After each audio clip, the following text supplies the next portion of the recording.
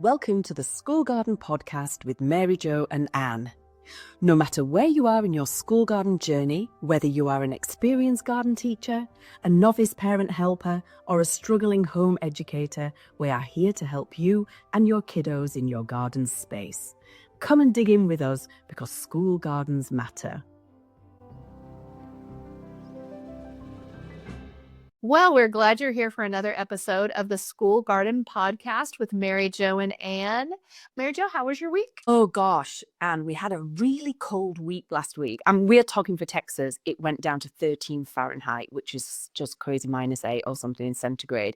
Just really, really cold. So I've been kind of like going into schools like a frustrated pioneer. Seriously, we kind of, we're up against it to get this stuff in and things because it's all going to get warm really quickly here. So yes, I was walking around school yesterday. These kids, okay, can we do this? No, we will be working in the garden. We'll be planting and sowing. Let's go. Now, interestingly, this week it's 72 degrees. 13 last week, which means a 60-degree Fahrenheit swing of different from a Wednesday to a Wednesday. Exactly. What? I mean, seriously, come to Texas, they said. It'll be fun, they said. So we wanted to try a new format for those gardening tasks we do on a regular basis with kids. So we're calling this new format the 10-minute quick dig, and we're going to try to get this to you in 10 minutes or less. Yay, the 10-minute quick dig. I'm excited about this new format because I think there are lots of tasks we do out there that just need a little bit of a summary, a bit of an explanation. So this 10-minute quick dig is going to be really great. So Anne, what is our first 10-minute quick dig topic? So we're going to talk about how to sow seeds outdoor with kids. I think it's really worth a quick mention, not to get massively into vocabulary or glossaries and things like that, but we gardeners do have a vocabulary, don't we? They do. As well. So the word sowing, oh my gosh, there's a lot of variation, interpretations and techniques and this and that around sowing. So today we are going to be talking about, well, you're very much going to be explaining about that direct outdoor sowing. Okay. Now, gardeners, we love to move things around, okay? And actually, it's a really good practice to get into when you get the hang of it. So we might do indoor sowing. So sowing indoors where we're starting plants early, getting them ready for the season, growing them in, say, January, for example, then to be put out later on in the season. So that's an indoor sowing scenario where ultimately the plants will go into their permanent place in the garden. Now, we also have a practice of temporary sowing in the garden, where we might have a bed which is for just seedlings, growing seedlings, which we might then take up and move and transplant again, okay? But then quite often you'll come across the term direct sow, okay? And if you are direct sowing, that means when that seed goes into the soil, that's the permanent place for that plant, okay? So when we're chatting about that today, we are talking about outdoor sowing, direct sowing. So where the seed is sown is where that plant is going to stay. There are so many sizes and types of seeds, and you will find that your seed packet is your best friend. It'll tell you how deeply to plant seeds, how far apart the plants need to be, and so much more. So read over the packet and have your students look over the packet prior to planting. Yeah, and actually reading and deciphering seed packets is a really great activity with your students, particularly on a rainy day. And we also do the reverse. So we actually, when we save seed, we actually create packets as well. So it's great to have read them and then we know what to write when we actually create the seed packets. I actually did it last week during that very cold week. So I tend to use two different techniques to sowing seeds in my garden: broadcast sowing and sowing in rows. Broadcasting is simply scattering the seeds randomly over the surface of your soil. The way I teach my students to broadcast really small seeds like carrots or lettuce or some spinaches is to sprinkle the seeds across the surface of the soil like sprinkles on a cupcake. I watch where they're sprinkling small seeds and I fill any gaps I see.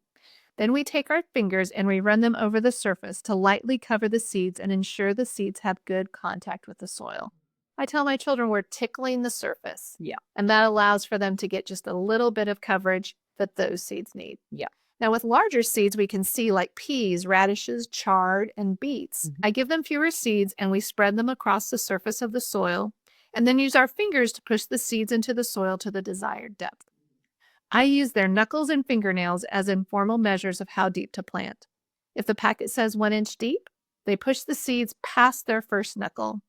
If it's half an inch deep, their whole fingernail goes into the soil. And a quarter inch deep, it's half of their fingernail. Yeah. These are informal measurements, Yeah. and we know that kids don't often do them correctly, but at least it gives them a beginning sense and gets the seeds to the depth they need, more or less. It's so great. Just those using your hand, using your fingers, using arms, those kind of things. It fits great into estimation. So, row sewing is another method I use. I lay out brightly colored yarn in straight rows in my bed. The seed packet lets me know how far apart those rows should be. Students gather around the bed and choose a point on the string in front of them and make a small line next to the string using their finger to make the line the correct depth ish. They sprinkle the seeds into the line and gently cover them up. Now, there are times that Mary Jo and I have set up experiments with students. Half the bed is broadcast sewed and half the bed is sewn in rows so they can observe the difference. So, what method do you like to use, Mary Jo, with kids? I like to broadcast sew, particularly as it really suits younger years students. You know, it's less precise. Even though you've laid the yarn down, getting them to do that precisely in a row is really difficult. So in fact, even when you row sew, it quite often becomes broadcast. But the drawbacks to broadcast sewing is weed control because it's much easier to identify weeds if things are in rows. So that's one of the advantages of doing it in rows. I mean, the big debate is whether broadcasting yields better than row, but it's still out there. There's plenty of evidence on both sides. There are occasions when broadcasting is best, and that's when you are sowing, say, a cover crop. Like black-eyed peas, clover, peas and oats, those kind of things. So a cover crop is a crop we sow over the winter or over the summer, which we tend not to harvest as food or produce. You can, but it's not generally the main purpose of it. It helps hold soil. It helps kind of have a covering over that soil. It helps with weed prevention. It helps with moisture loss, and you're protecting the integrity of the soil. And you know us, we're all about the soil. And even by using a cover crop such as a pea or a bean, which is part of the legume family, this actually improves the fertility. So some people will do that for actually putting a natural fertilizer because it actually fixes or pushes nitrogen back into the soil. And so, so that will take a broadcasting method. But yeah, I'm more a broadcaster with kids, but totally and utterly appreciate row cropping too. Top tips. We wanted to share some top tips for sowing seeds. Number one, a phrase that Mary Jo taught me was overseed to succeed. Plant lots and lots of seeds. Not all will grow, of course, but having lots of plants helps in so many ways, including our next skill, thinning, and our next 10-minute quick dig. We want to prep the bed well. Each time you add a new crop to any bed, it's a great time to add amendments or organic fertilizers to have the kids dig the bed to get rid of any rocks, weeds, etc.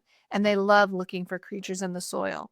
Once the bed is ready, smooth out the surface. Yeah, I think trying to have it as level as possible really helps when you sow from seed, and kind of like to say to it as like hills and valleys with the kids, you're having that smoother plane. Great. You want to water before and after if you can. I water the bed in well the day before we plant.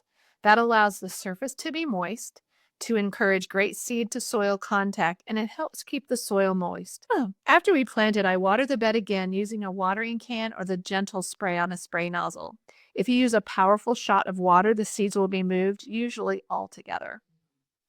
Seeds have to be moist for their entire germination process, so plan to water every other day or so to keep the soil moist. You don't have to water deeply at this point, just until the upper layers of the soil are moist to maintain happy seed germination.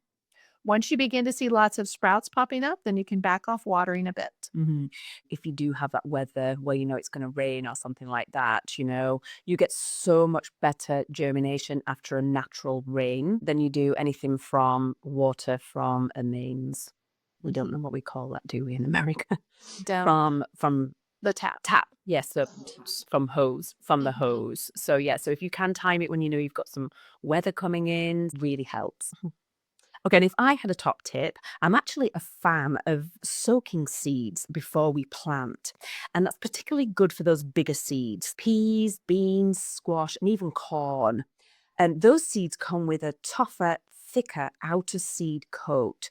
And it just takes a lot of time for them to absorb that water to kickstart and start that germination process. So this also helps on school gardens where watering may not be as regular or as optimal as desired. It really helps that seed to get going, to break that dormancy and getting a head start on the germination process. Otherwise, like you were saying before, Anne, if the seed absorbs water but then is allowed to dry out, it will not succeed. Then it's not viable. So doing a side-by-side experiment is also a good exercise too, So you've got a pre-soaked seed against one that you've just put dry from the packet into the ground, and that's absolutely fantastic. We hope you enjoyed this 10-minute quick dig into the idea of how to sow seeds with kids in a school garden. I can't wait to do our next episode, which is all about thinning those wonderful sprouts that have started to grow. Fantastic. Happy sowing, everybody. Whether you broadcast, you do it in rows, just get out and get some seeds in the ground. Thanks for listening, and don't forget to hit the follow button on your podcast platform of choice. And share us with a friend, please. Also, we'd love for you to rate us and leave a comment as well. As always, you can follow us on Facebook and Instagram at Made Green, or visit us at our website, www.madegreen.com. Details of today's shows and other resources are in our show notes. Any proceeds from affiliate links shared help fund our school garden programs. We look forward to seeing you next time on the School Garden Podcast.